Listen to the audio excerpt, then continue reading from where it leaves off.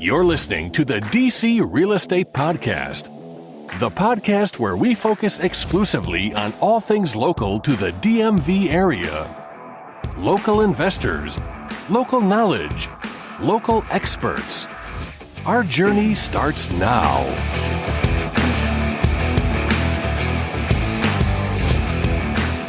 Hey everyone, welcome back to this week's episode of the DC Real Estate Podcast. We're here again with Ron Gallagher this week, filling in for Jack, who's got COVID.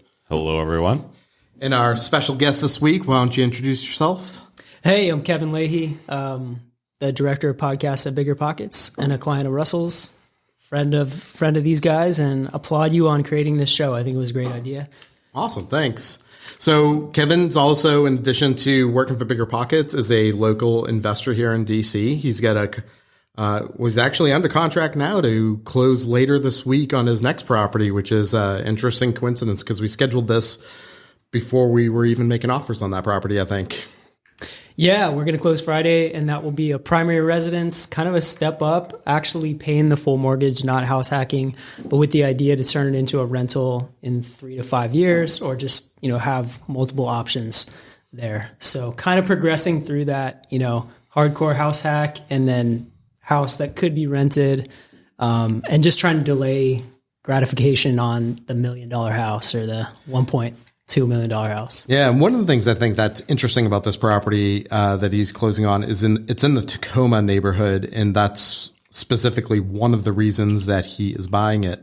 As we'll talk with Dr. Joe in a different episode about certain neighborhoods having higher than normal Section 8 rents, Takoma is one of these neighborhoods. Yeah, and I just became an expert on those neighborhood boundaries, and they're roughly mapped to what you think of as that neighborhood, what you think of as Takoma, but they're not always what you think. Like the Takoma Rec Center is technically in Brightwood, right? So you'll see signs that say certain things, and then you'll look up the city records, and they don't belong to that neighborhood. And so you just want to become familiar with those areas. And if you're doing any off-market stuff, you really want to be concentrating your marketing efforts in a specific neighborhood. If you're like me and you only need one deal a year or something like that, you want to focus on these little pockets where you have an advantage, because I don't think too many other people making offers on this property were thinking of it as a rental. And I knew I could go all the way up 125 over asking, put less than 20% down, and it will still work as a cash flowing rental. And that's only because of that neighborhood knowledge and the Section 8 program, which I'm sure we'll touch on. Yeah, and if you were wondering, that was not a misstatement by Kevin. He did go $125,000 over asking, or right about there. And this is in a neighborhood that has not traditionally been hot, which can kind of show you the lack of inventory in our market. Takoma would normally be a neighborhood, might go a little above list, might get 2 or 3 offers, but there was, I think 14 offers on this property.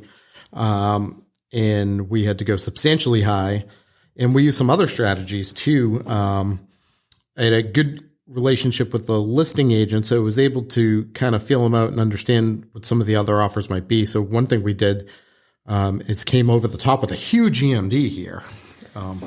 Yeah, and I heard a guy named Tim Shiner talk about on the Bigger Pockets podcast about how he would put down $100,000 EMDs, and that was when he had more outs in the contract than we had. We didn't have that many outs. This kind of pretty much committed us to this property, which was fine. But it can be a good strategy when you have. It's just it doesn't mean that much if you know real estate and well, that means, okay, the guy could still walk away after the inspection clause, but to a seller, that's like, wow, that proves, okay, this guy has $100K cash liquid. Really grabbed their attention. Yeah. And, if you are 100% certain you're going to close on the property, it is a distinction that really has no bearing on you as the buyer. You're just putting that money into escrow at the start of this contract instead of the day before closing. But it really helped us stand out here because the second best contract had a $60,000 earnest money deposit. And normally at this price range, I would normally see $25,000 EMD, substantially less than, a third of what we ended up putting in there. Yeah, you just can't apply the old rules. You can't go and buy home buying for dummies right now from 2012 and apply those rules to this market. You have to shift, and just know the seller had all the power in that negotiation. And we just were super aggressive and went for it, and wound up kind of sneaking in there with a 3.125 interest rate, and just trying to take the big picture view, which is a theme with my investing.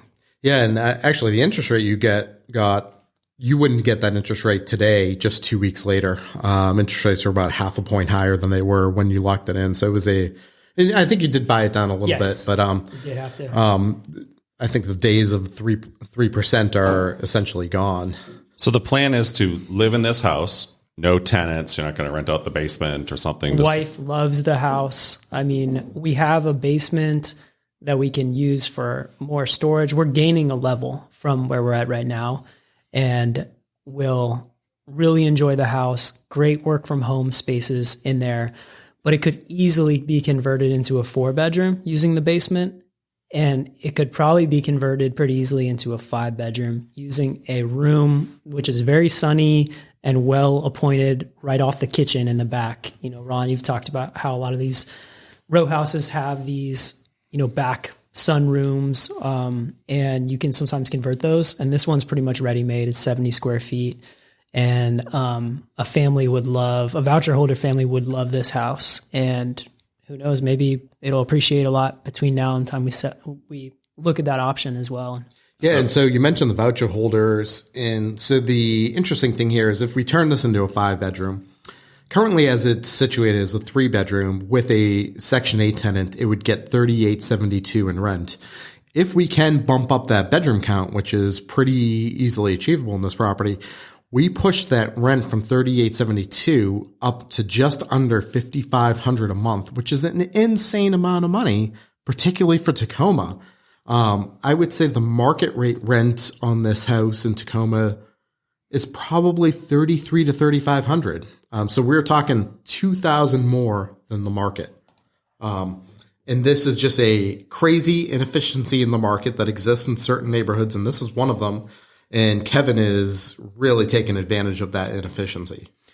Yeah, and until you'll hear Dr. Joe talk about this on his episode next week or whenever you guys air that episode that he just recorded. But I think until you see it in action, when you list a property to voucher holders, and right now I'm listing a 3-bedroom because I'm moving out of a 3-bedroom apartment, and I'm having tenant screening conversations and speaking with people, and a lot of these 3-bedroom families, they might have 4 kids. It's like 2 adults and 4 kids, or 1 adult and 5 kids. And that's 3 bedrooms. And so you can imagine there's plenty of people with families even bigger than that. And there's less supply for the 4 and 5 bedrooms. And so these are all people that really could use 4, 5, 6 bedroom houses. They probably should have that, right? But the houses aren't out there. They're not out there. And if you can provide a great one in a quiet neighborhood, most of them say, I'm looking for a more peaceful environment. That's the number one thing that they say. It's funny you say that because you were not here when Joe was recording, and that's literally one of the things he said that his applicants are looking for. They're looking for a quiet, normal, peaceful neighborhood because they're in these neighborhoods with, very loud, a lot of crime. They don't want their kids in those. So it's interesting that you're hearing the same exact thing from your applicants as Joe's hearing. Yeah.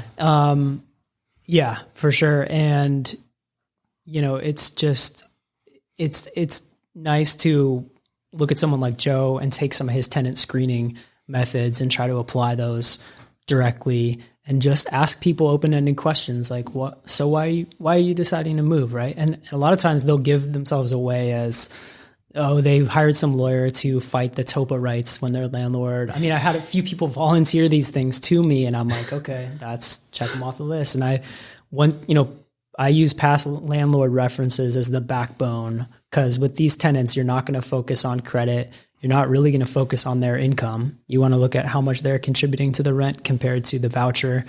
But mostly you're just concerned about their previous rental history and whether they're going to be nice to deal with and whether they'll take care of the property and stay. It's funny that I love the idea of asking open-ended questions and just letting people, dig themselves a grave. And it's so true for whether it's tenant screening or other situations.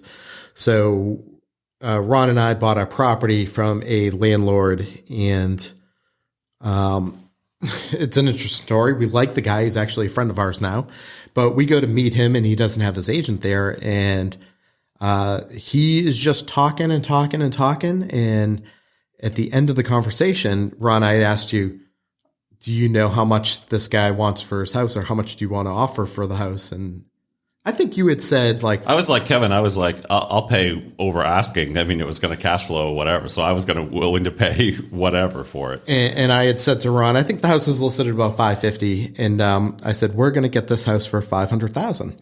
Ron's like, how do you know? I was like, the guy just told us 3 times in our conversation what he was willing to take for the house, without really realizing that he had said it. He had kept saying how hard it is to save $500,000. And he had said that 3 times. I was like, $500,000 is exactly what he's willing to sell this house for. And now we're trying to buy another house from him, and the deal's falling apart with his buyer because there's no agent involved. Like, there's no moderator. There's no arbitrator. So that deal fell through. I was the backup buyer, and now I'm back in the pole position as the person's going to buy. And hopefully with an agent stepping in, we'll be able to actually make the deal happen. Yeah, we're going to buy it for about $820,000, and this is the property that I think would sell for $1 million to the right investor. So it's just kind of crazy. But like you said, just ask open-ended questions, and it's shocking what people are willing to tell you. Yeah. And, go find the previous property manager, go find the landlord. And usually if they don't include that on the application, there's a reason for it. And once you dig into it, you'll get the real story. And let me just say this to all the landlords that are listening. If you get a phone call or an email from me or Kevin or Russell asking about your prior tenants, answer just a text saying, yeah, this person was great, or no, don't rent to this person.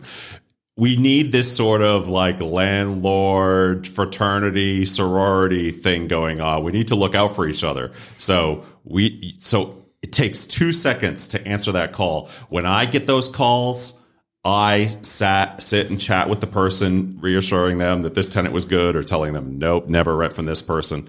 So do it on both ends. When you definitely need to call the prior landlords, but also when you get that phone call, answer it, because we're relying on that information. So that's a call to action. Yeah. So another thing in our contract to purchase this property is that we waive the appraisal contingency altogether.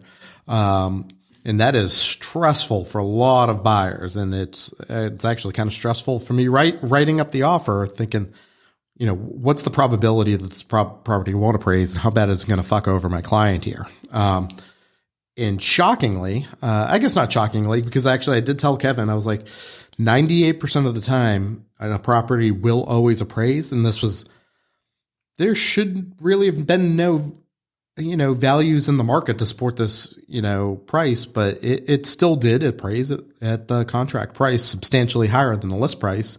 But you're getting a mortgage with this, right? So yep. Yes. But the one thing I would say is, if you're removing the appraisal contingency and you're putting all your cash down on the property, that could be risky, right? Because then you're in a position of having to bring more to the table if it doesn't appraise, and you don't have that money and you need to go get it from somewhere. So we put a little less down, knowing that could happen, just to keep some cushion there. And just in general, we put 15% down on this, just to not take our bank account to zero danger levels, right? You always want to be able to handle something that comes up. But the bank, the lender, is always sending out the appraiser. They have their little list of appraisers, right? Tell me if I'm wrong, Russell. So, and they also are the appraisers equipped with the sales price number? So they're always trying to hit the number, because yeah, so the appraiser has a copy of the contract in hand. They know exactly what it is under contract for. And most appraisers are looking at that, right? So the number one justification for a value is what a buyer and seller agree to sell it for, right? That's the clear market price. Right. And so most appraisers are working backwards from that, looking to see, is there justification for this sales price in the market? But here's the key. Appraisers are people, right? Some people are good at their job. Some are bad at their job. Some people are very nice. Some people are assholes, right? So we do get appraisers who are just, are just assholes and will not appraise the property no matter what. And the names of those appraisers gets around in the market. I think where it can go sideways, and it did on us, and this is, like you said, 2% of cases, but the primary residence that I'm in now that I'm moving out of, the one I'm doing these tenant screenings for, we purchased that in early 2020, and it was a different configuration than most other duplexes around there. The previous owner had put 3 bedrooms in one unit and 2 bedrooms in the other. So she had turned it into more bedrooms, which made it a better income producing unit and made it more valuable to me because I was looking at it as a income producing unit. But the appraiser was looking at it compared to other duplexes with kind of different footprints and not really taking that into account. And he appraised it low by like $40,000. Additionally, not only did he appraise it low, but one of the comps he used was actually not a legal multifamily. It was a house with an illegal basement apartment, which has a huge distinction in value in the marketplace. And actually, when we won that offer, one of the strategies we had used in getting our offer accepted was the seller was an agent who did not have a ton of experience. And I had just kept telling her name's Amanda. I was like, Amanda, I sell a lot of multifamily. I understand the intricacies and the appraisals in it. I don't believe you're going to be able to get this appraised on your own because I don't believe you have the experience to. I will help you get the house to appraise, right? So buyer's agents are usually not involved in the appraisal. And it was one of the considerations that she took. And then the property didn't appraise, and I was very easily able to go through the appraisal, find all the flaws that this guy had made, and get a reconsideration, and they allowed it to appraise. Yep. So I don't know what's customary because my agent goes to all the appraisals. Well, that's because your agent's me. Right. So I don't know what's customary, but if your agent isn't going to the appraisal, ask them to go to the appraisal or meet the appraiser and discuss. Yeah, so the listing agent typically does. The buyer's agent does not. And a lot of times for you, we've been doing it on refinances. I do that because I want you getting your value as high. Right, because like one time it was a HELOC, yep. And the value that came back was crazy high at the time. But that allowed me to get a HELOC with a line of credit of $160,000. And so now when we're trying to buy another property out of the blue, I don't have $200,000 to put down on a property right now, but I can go tap into that HELOC. I can be my own bank and get $160,000. But that was only because Russell was there present at the appraisal. Was that the appraisal in Parkland? No, this is the one on 14th Street. Okay. That because the one on Parkland was funny because he actually, like, the guy knew who I was. Heard our voices, right? Yeah. He was like, "Have you guys been on a podcast? You sound very familiar." Yeah, stuff gets weird sometimes when you're trying to extract the most value for, as far as rentals and rent by the room, but you're also trying to have the best of both worlds. They actually talked about this on the Bigger Pockets podcast that came out yesterday, where you're using a single family house, which really isn't designed for rental income. It's designed as a property that's compared to other properties for people to live in. And sometimes with the refis, it gets weird. Like a guy was asking, I take these 5-bedroom houses and I put all the common rooms and turn them into bedrooms too. So they're just like all bedrooms and I make them 8 bedrooms. But then when I go to refi, the guy comes out and he's not giving me any more value for the 8-bedroom than a 5-bedroom. He might even ding me for it. And so, like, how do I handle that? Right. And, their advice was to just try to get that refi done as a 5-bedroom and then do your construction afterward. Yeah. But it just, sometimes you do have to realize, it's kind of a round peg in a square hole deal. I'm always telling my clients as well as newer agents, I have to sell a house twice. I have to sell it to a consumer, then I have to sell it to an appraiser. And there's a lot of nuance to winning the appraiser over to view things the way you see. A lot of it is, stroking their ego, showing them that you value what they're doing. Because a lot of agents just shit on appraisers, which is the absolute wrong approach to do. If you're going to shit on someone, they're going to shit on you right back. But we got that reconsideration on your duplex in Brookland and got that value up and was able to close on it. And so that's sort of a good segue into, so the current house in Takoma we're buying is going to be an upgrade for you guys with the idea that you'll turn it into a rental down the road. But you are currently house hacking a legal multifamily in the Brookland neighborhood. Yes, we live, it's a duplex where there's two entrances side by side, but one has a staircase going upstairs, and then it's a one-level apartment upstairs on the top level, 3 levels to this property. And that's a 2-bedroom, 1-bath apartment up there. So that's a 2-bedroom in the Brookland neighborhood. And you can look that up, but it's about $2,200 a month rent, $2,300 maybe. I cover the utilities because it'd be a pain to split up all the meters.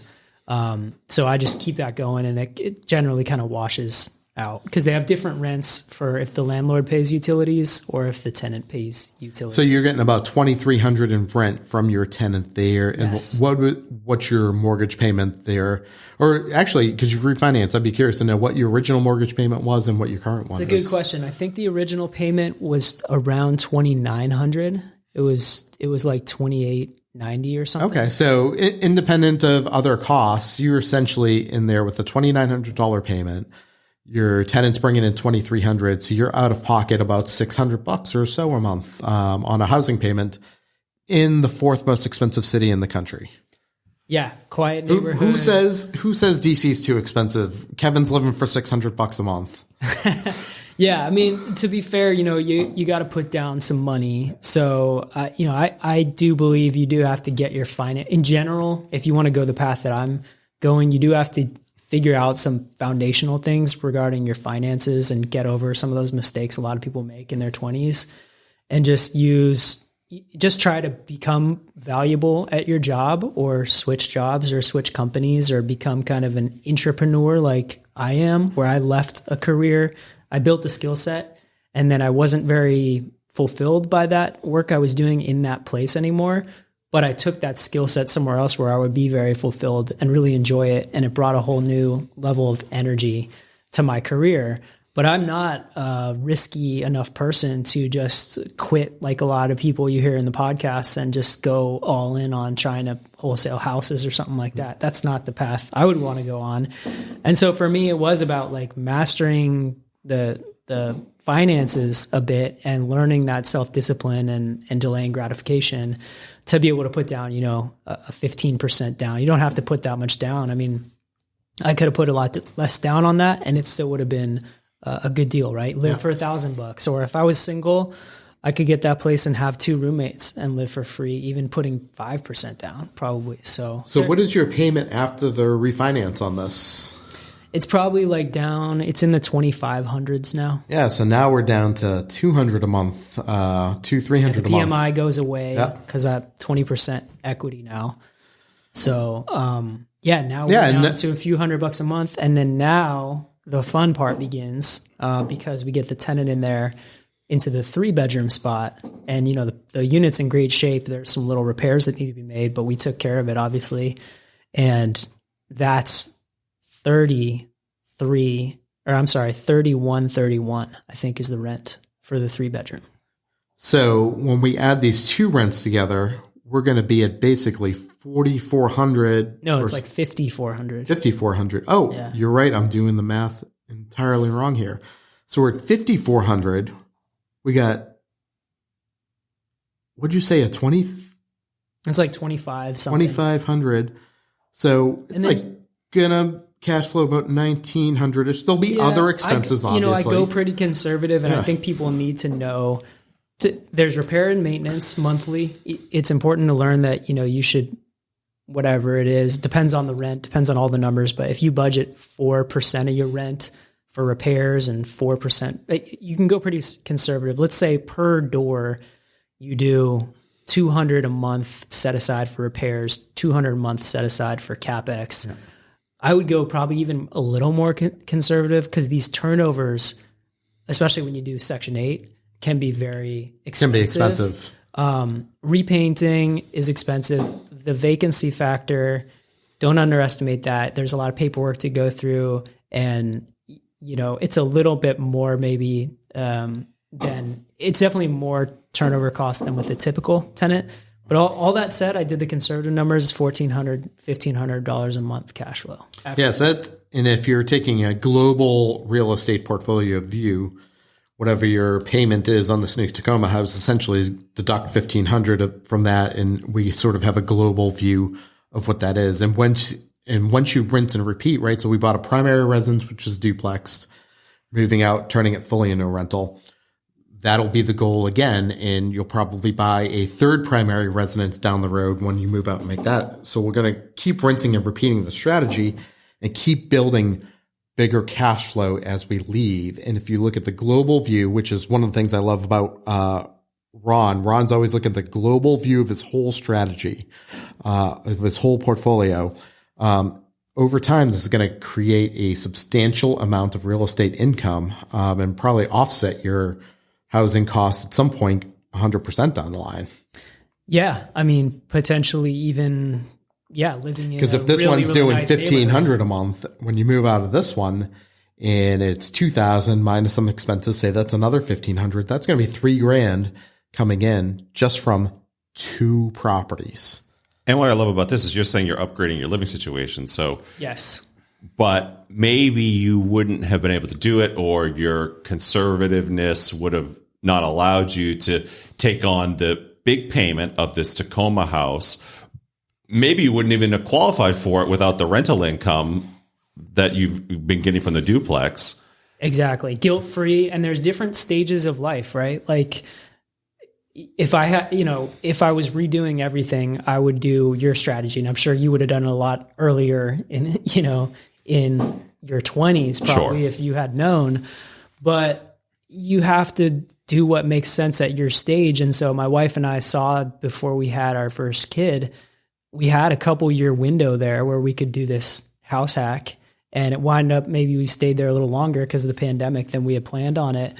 But you can do that stuff. But then once you get into, you have 2 kids, okay, then you willing to sacrifice a little bit more on the money side for a little more quality of life, but do it in a way where you have an exit strategy. Yeah. And it's definitely not only you upgrading the property, you're going from 2 levels to 3 levels. It's, it's a pretty decently nice property, good size. And 2.5 bath. And Tacoma's a really nice neighborhood too. And I actually think it's a very undervalued neighborhood when you look next door to Brightwood. Brightwood's more expensive, but I would say not as nice of a neighborhood actually. So it is sort of a weird little pocket up there where Tacoma's great value.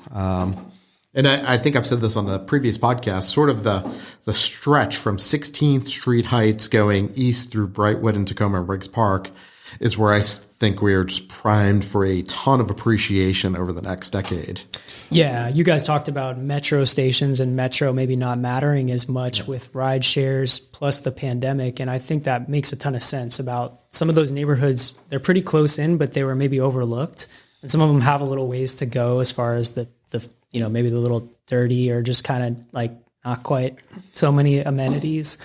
But there's a lot there. And I also think it sounds a little out there, but if you go and walk these neighborhoods, I think you'll kind of just get a vibe for which ones you connect with and which ones just like have a good energy for you, I guess. And for me, some of the hotter neighborhoods, it doesn't do it for me. A lot of hustle and bustle. Yeah, a lot of hustle and bustle, maybe a little less safe feeling. I would have loved them earlier phases of life, but now you get a kid. At this phase of life, like certain neighborhoods like Tacoma, I go over to Mount Rainier in Maryland. I think that's a really cool area. Colonial Village up at the top of the tip of DC is a really, really cool neighborhood, very expensive, but to me, I'd rather have that than live in Shaw or Petworth. Yeah, I think Tacoma, the way I describe it to a lot of people is it is very suburban, but in the city.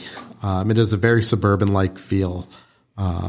It's very similar feel to Silver Spring, which is close by to it in the suburbs. But the other thing too is that you love the house, right? So you and your wife love the house. So you talked about exit strategies, and this is also a risk mitigation strategy that you already have plans to, this might be your primary residence. Like you said, things change as you get older. You guys might just fall in love with the house and it might become your primary residence for you. It might be your forever home. Who knows? But you bought it with the idea that you could rent it on Section 8. I bet Takoma would still work market rent as well if something ever happened to the Section 8 program or you decided it wasn't for you or something.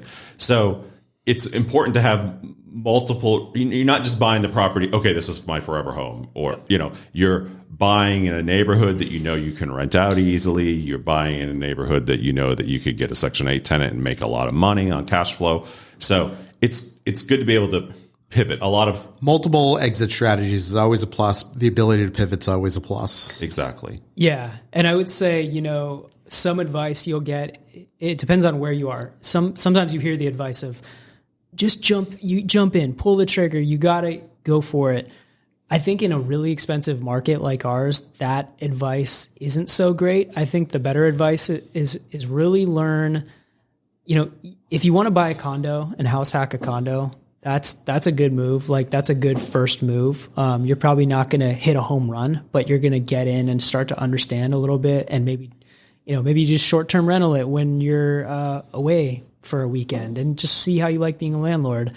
But I think if you're putting down payments and tens of thousands of dollars, and you're going on this slow and steady path, if I'm going to buy a property every even 3 or 4 years, you do have to be selective about which type of property you buy, and just look at all those things and make sure that the ceiling height needs to be a certain height to rent it. And just, I guess the point I'm making is I didn't know all this stuff in the beginning of this journey in 2015 when I discovered this whole thing. It happened over time. Back then I bought a 1-bedroom condo in Adams Morgan, and I can rent that for break even now. But I had no idea about any of this stuff, right? So you pick up these skills over time. Yeah. The more you connect with people locally, which was why this show is such a good idea, because you can listen to all the strategy stuff you want and mindset stuff you want, but until you connect with people that are really doing it in your city, then it's all theory. Yeah, and really understanding what your downside risks in any particular location are. So particularly protecting your downside risks. And condo in Adams Morgan really doesn't have much downside risk, but there are locations and types of assets in the area that do have larger downside risks, right? So you always want to protect what that downside is. Conversely, we always want to, 1 bedroom in Adams Morgan, if it's in an older building, that's probably not something I would have bought. So like if I had known you, then I might have, tried to, I don't want to say push, but I would have told you what the upside and the downside risks are. And like, I imagine it's probably not been the greatest appreciating asset in that time. No. Yeah. And that's something I would be curious to hear what the listeners think about this, of whether, I could sell that for $400 now. What'd you pay for it? $348. No, I mean, not, so that's not 8 terrible. Years ago though. Yeah. So not great, but at least it did appreciate. There are certain buildings in DC over that time, the period, that haven't appreciated. I don't know what the condo fee is on that, but typically it's really low. And that's the key. The higher condo fee buildings are typically going to have flat values over the course of time. Yeah. So I think like a decision that I'll face is, it's a extremely low maintenance rental with an amazing tenant, and you can always find someone great.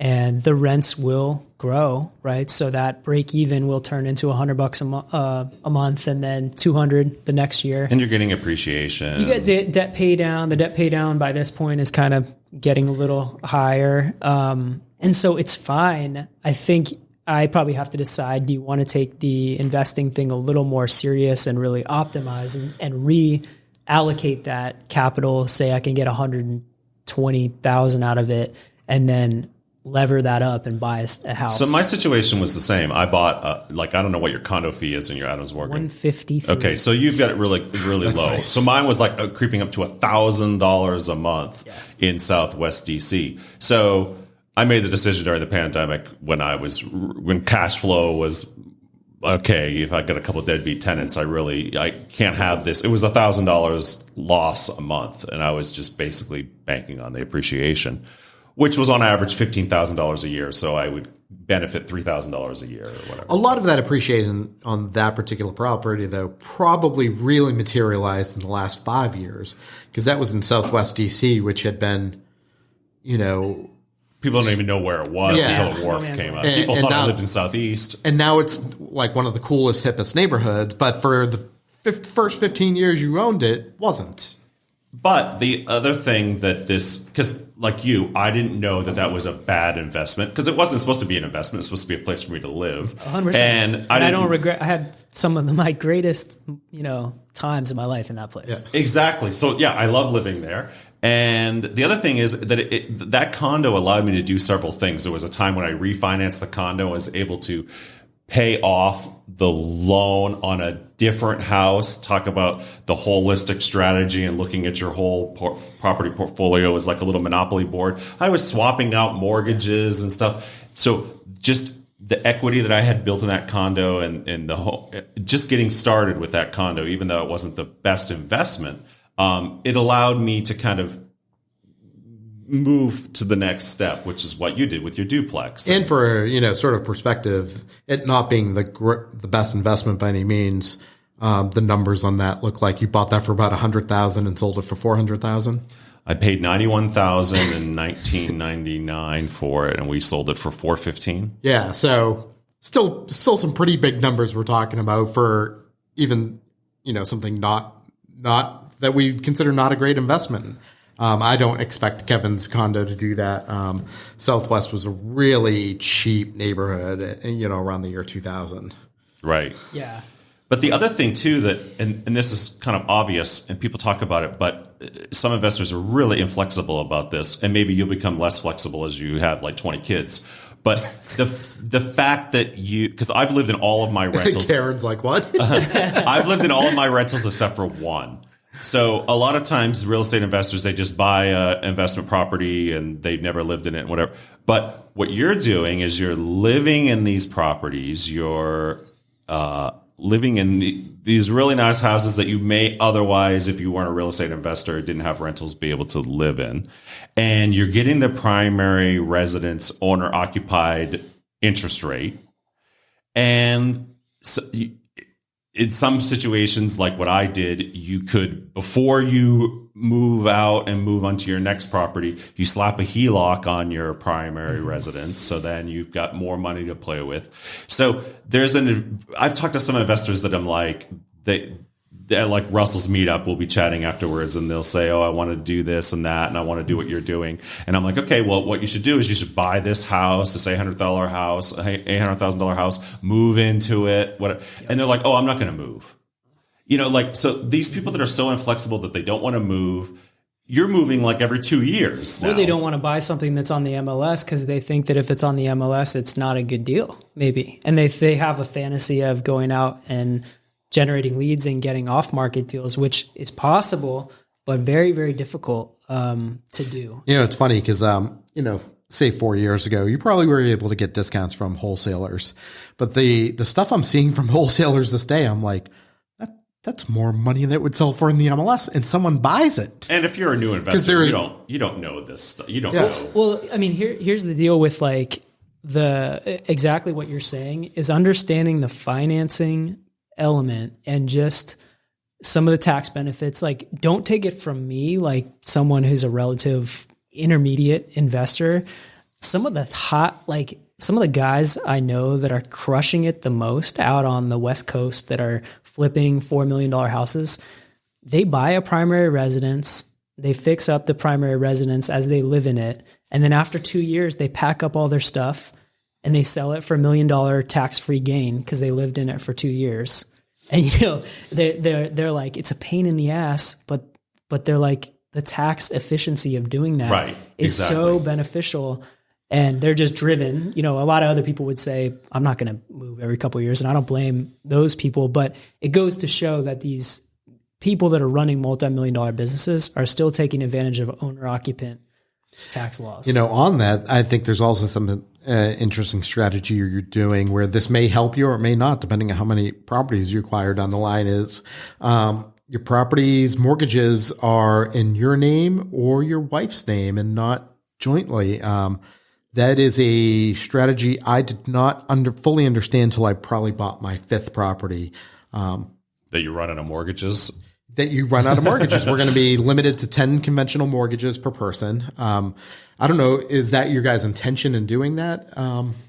Is the ability to get more mortgages? If you and your wife own 20 properties when this is all said and done in Washington, D.C., you guys are going to kill it. You guys are going to have hundreds of millions of dollars in a property portfolio. Kevin's going to change his last name to Asamoah then. And buy out Joe's brand. And yeah, no, I think that's, if you look at your debt to income, right? I mean, my wife's never bought a property in her name before, so it just makes a lot more sense for her to get one under her belt. And then, I can refi. I refied our property already, right? As we talked about earlier. And so then there's no awkwardness about I just refied and now I'm looking for a new house. So this is important to mention, I think, because I don't think a lot of people think of, they don't think ahead in this. Right. I didn't. You don't think ahead. So think about your situation, whether it would be more advantageous for you to just buy the property in your own name. So it's one credit profile and you're not getting the debt on two people's names, adding debt to two people. Yeah. And then you're essentially doubling the amount of properties you can buy with conventional financing using this strategy. So what is the rule, Russell? 10 mortgages? 10 mortgages for conventional, and then you're capped. But 10 for the husband, 10 for the wife, now you get 20. It's a nice little workaround that is easy to do and legal, right? So often we're seeing investors do things that aren't 100% legal. And this is completely legal to do this. But the likelihood, I always like to say that you can retire in DC by buying 2-3 properties. Yes. We've already talked about how 2 will get them to $3,000 a month cash flow. It does not take large number of properties here to make a lot of money. Yeah. The funny thing is my mom, my mom and dad owned rentals when I was a kid. And sometimes I would go over there as they're like fixing the rentals. My mom's talking to contractors and I didn't really understand at the time. And it didn't really click for me until much later, until I was about 30. But when I talked to her about bigger pockets and you can make all this cash flow and you can quit your job off of rentals, she's like, we never thought of it that way at all. For us, it was just, this is a long-term investment. She was basically saying these were negative cash flow for a long time, but now they've all been paid off for like 20 years. Yeah. Right. And so it's just interesting to think about. Everyone's just like, cash flow. And for her, it was like more of a wealth preservation. Like my dad was making good income and they were like, we need to diversify. We don't want all of our eggs in like his business. And only the business, stocks. Only the stock market. Yeah. And they're like, let's just buy these, put some debt on them. There's probably, I think they bought with 18% interest rate at one point. Right. And they just looked at it as these are going to appreciate over time. And, I'm not advising that anyone goes out and buys a negative, but it shows that there's a lot of different situations and there's a high income earner that can pull that off and it makes sense for them and there's tax benefits and not everything fits in this neat little box of I'm going to buy 20 properties and retire off. My most recent purchase is a cash flow negative property. It is not something I would necessarily suggest for a newbie to go out and buy. But once I have a number of properties and substantial cash flow coming in and substantial income coming in from my main business, being a couple $100 in the red, or is it in the black? I always forget, isn't really impacting me the same way that someone who's 30 years old and making $60,000 a year. But, Right. But wouldn't you guys say that most DMV investors are not cash flowing very much? They're doing that strategy that you just talked about where the cash flow isn't the thing you're banking on. You're banking on appreciation and putting your wealth and building that way, not so much the cash flow. I think there's only 2 ways to really make DC cash flow, and that's rent by the room or Section 8. And I don't think most DMV investors are doing that. I think most people have a townhouse in Fairfax. that their, mortgage payments $2,000 and their rent's $2,200. Right. Yeah. Right. I think that is definitely the majority of them. And I do agree with you that rent by the room and the Section 8 strategies are the two that optimize cash flow. So when we talk about you can cash flow and retire by buying 2 or 3 properties in DC, we're talking about you have to do one of like Kevin's strategy or my strategy. And they're more labor intensive. They're not, sitting on the beach. Yeah. Absolutely. Absolutely. Yeah. Because I'm using a traditional rental model with my rentals, and it takes me 15 to 30 minutes a month to manage them. Ron is doing the rent by the room and is spending substantially more time. He's making a lot more money doing it, but he's spending more time. Mm-hmm. Definitely more time. How much time would you say? And granted, Ron is retired, and that's all he does. I was thinking on the drive up here that I've been retired for 2 years, but it's been 2 years. I don't know what it's like to be retired and there's not a global pandemic going on. So I really don't know. But as things are improving and as deadbeat tenants are going away and as vacancies are no longer an issue like they used to be, it's going to be less time. And also there's always the beginning, like when you buy a property, like my sister bought a property last year and I said, there, you've made it through year 1, because the summer hits and then all of a sudden we realized, the portable air conditioning unit that was in the attic, it wasn't blowing out the hot air. And I detached the thing from the wall, which had a hole in the exterior wall to blow the hot air out. And there was a bird's nest the whole length of the tube. And so I cleared that out, whatever, and then had my handyman put a piece of mesh over it on the outside. But we hadn't been through summer in that house. So we had to learn what, then we go through winter. And then in the basement, they might have 2 people might be using space heaters on the same 15 amp circuit. So, we have to, figure that out. So there is kind of like year 1 problems, and then you're going to experience like maybe your HVAC is going to go out in year 1 in this new Takoma house. But once you've replaced the HVAC and the washer and dryer and fridge and everything, you run out of things that could go wrong. You know what I mean? Like then the cycle starts all over again. Normally the stuff lasts 10, 15 years. So normally after like 2 or 3 years of replacing everything in the house, you've got 7 years that you could kind of like, you can breathe easy a little bit. So, but there is that initial like 1 year, like you've got to kind of get used to the property. And So Kevin, did your wife ever see the house in Takoma that we put under contract? Yes. She did. Okay. Unlike the last one. Because the first house, it was completely sight unseen. And I was thinking, I was like, well, I didn't show his wife the Takoma house. I wasn't sure if they went to the open house. Okay. Because I was going to say, that is a lot of trust. 2 houses sight unseen, but even the one was a lot of trust. Oh, yeah. But that was a multi-unit, and multi-units are super rare in DC, right? So, you're one of like, maybe a handful of people in Washington, in the world, that own a multifamily unit in Washington, D.C. Yeah, in DC proper, only 4% of the housing stock is legal multifamilies, and that amount is shrinking because what happens is developers buy them up, carve them up into condos, and sell them off individually. So it was probably 5% at some point. Currently, it's 4%. At some point, it's going to be 3%. That number is going to keep going down and down and down. So you're in an exclusive club. And I think there are tools out there through public records that are relatively easy. I can make a little video and put it in your show notes if you want, where you can go to a neighborhood through the assessor site and you can see all the addresses that are zoned as multifamily properties. And you can just look in Brookland where I live and look how many multifamilies there are, and then find like which sub neighborhood they're in. And look at a map and just look at the addresses. And there's a bunch in my little pocket of Brooklyn. It's an anomaly. But there's definitely tools out there that if you just take a little time to figure them out, a lot of the information is publicly recorded. It doesn't have to be so mysterious. One of my favorite strategies is actually because a lot of real estate agents don't deal with multifamilies. They don't understand the distinction between a legal multifamily and a regular row house. So I regularly look in the MLS at properties that I suspect are legal multifamilies, then check that against the tax record. I'm like, they're listed as a single family, but it's a legal multifamily.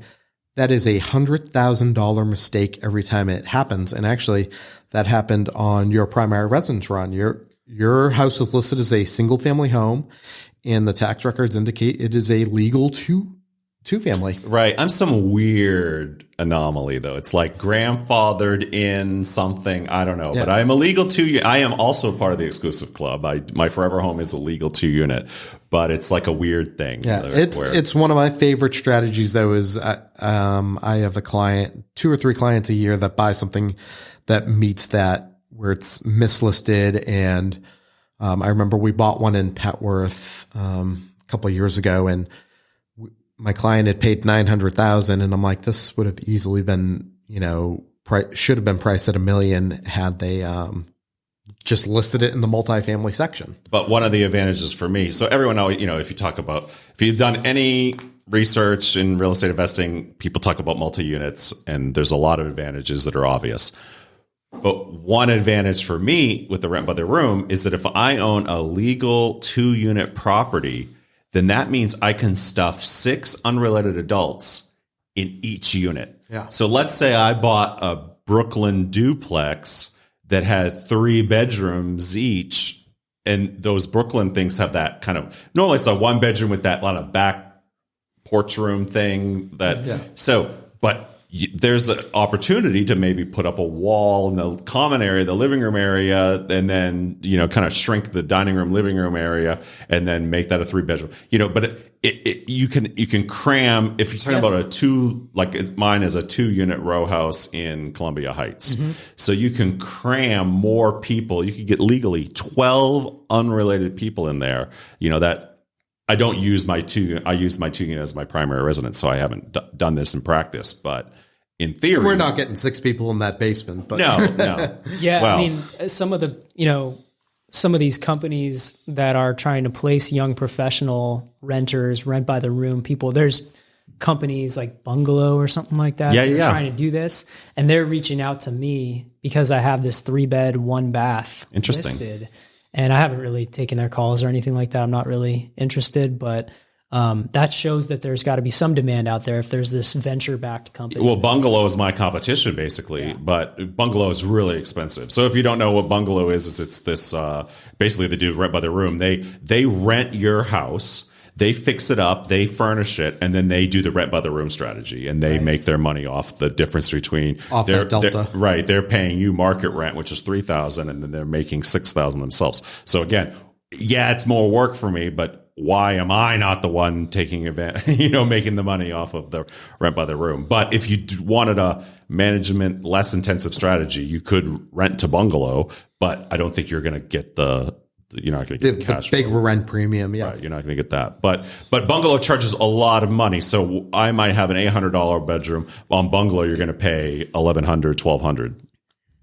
But they are nice properties. I mean, they furnish them nicely and they fix them up. And yeah.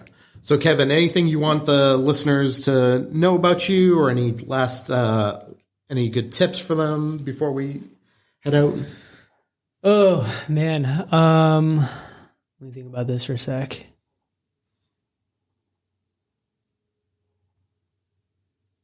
I was thinking about this on the way over, like real estate tips. He's got none. He's never learned anything. How many Bigger Pockets podcasts have you listened to as part of your job?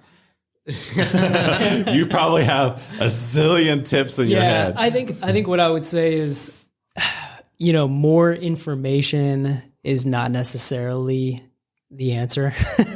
Always, I would say finding people locally that are doing things that you want to do. I mean, it's very similar to what we actually just talked about with Joe. Take action. Learn from just in time information versus just in case information. Yeah. Okay, like you're going to want to go out there and learn about every single strategy, and just in case you want to use that strategy. But ultimately, you have to kind of look at your own strengths and weaknesses. And for me, my strengths are working with people, and being a landlord actually is like a strength of mine, and having the resilience to solve problems as they come up. And there will be problems. And you have to get out of the mindset that there shouldn't be problems. Like, actually, that's the whole reason the thing works. Otherwise, everyone else would be buying a house. I've never heard that before. So that's actually a great tip, is to think about what your strengths are. Because like my sister says, she hates being a landlord because she hates asking people for money. She hates the sales part of it. I never thought about it until she mentioned it. There are so many aspects to being a landlord. You got to be a salesman. You've got to ask people for money, But I think a lot of people look at real estate maybe from the outside as it's all the same, right? Like a real estate investor versus agent. I don't even know the difference. I don't know that I could do a real estate agent job very well. It's just the sort of extra version that's required of that. Versus, or I don't know if I could be great at going into living rooms and negotiating with sellers and trying to get, steep discounts. I don't think that's my strength, but like designing a system that's going to kind of adapt and stand the test of time and just try to keep the big picture in mind. Like that's kind of where I live, and doesn't mean it's for you. Your thing might be going and chasing down deals, and you can generate big chunks of cash that way. So just kind of think about your strengths. Don't go chase someone else's dream just because it was inspiring to you. Like take that energy and chase your own dream. Yeah, we talk about that in real estate sales quite a bit. Don't try to necessarily imitate big agent X. Their personality is suited to do what they're doing. You need to figure out who you are and play to your own strengths. And then you're going to be more successful when you do that. So that's a great tip. Yeah.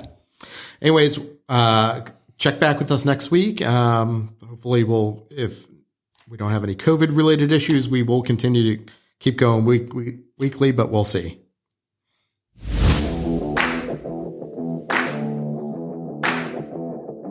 Thanks for listening to the DC Real Estate Podcast. We hope you enjoyed the show. If you want to contact the hosts, reach out to them at info@dcrealestatepodcast.com. Don't forget to subscribe, rate, and review the show wherever you access your podcasts.